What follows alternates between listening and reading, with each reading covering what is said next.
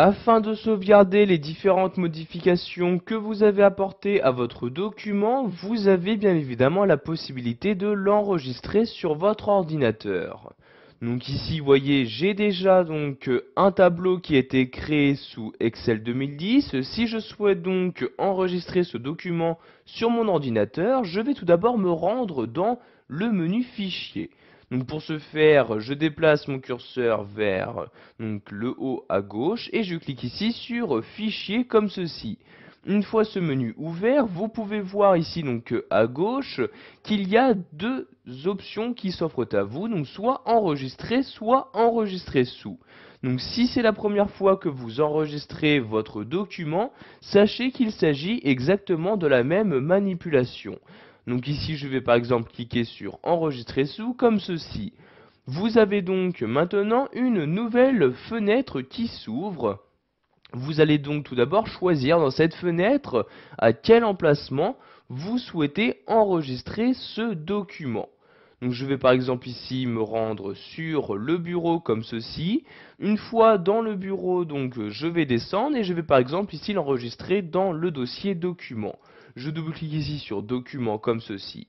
Donc une fois l'emplacement choisi, je vais ensuite lui attribuer un nom de fichier. Donc nom de fichier que je vais saisir dans cette partie-là. Donc je fais un clic dans ce champ-là pour sélectionner le nom actuel et je vais maintenant saisir à l'aide de mon clavier le nom que je souhaite donner à mon document. Donc par exemple ici je vais l'attribuer, donc par exemple ici tableau entreprise comme ceci. Pour finir, vous allez choisir quel type, c'est-à-dire quel format de fichier vous souhaitez donner à votre document.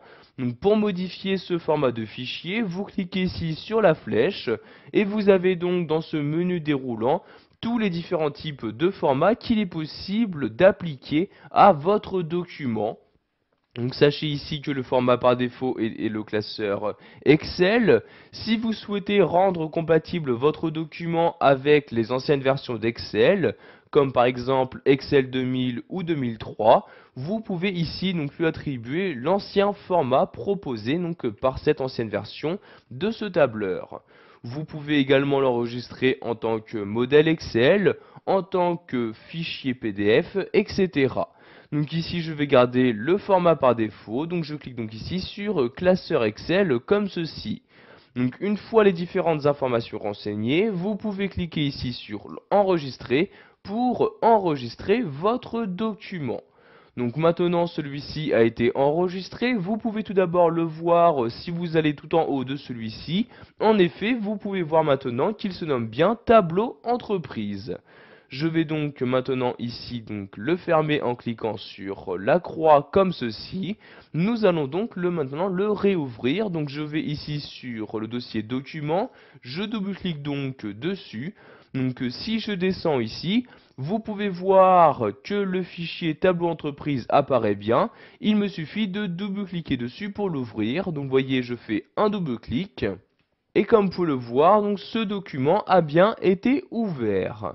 Donc je vais maintenant y apporter différentes modifications. Donc je vais par exemple ici y ajouter une colonne. Donc je clique ici sur cette cellule-ci et j'écris ici pays comme ceci. J'appuie ensuite sur la touche entrée.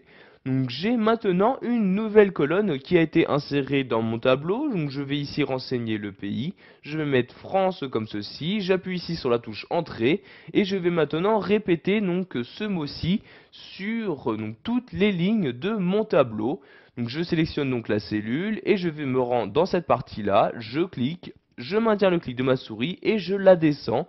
Donc ici, pour appliquer le mot France sur toutes les lignes de mon tableau, comme ceci, je lâche le clic de ma souris et vous pouvez voir que j'ai en très peu de temps rajouté une nouvelle colonne.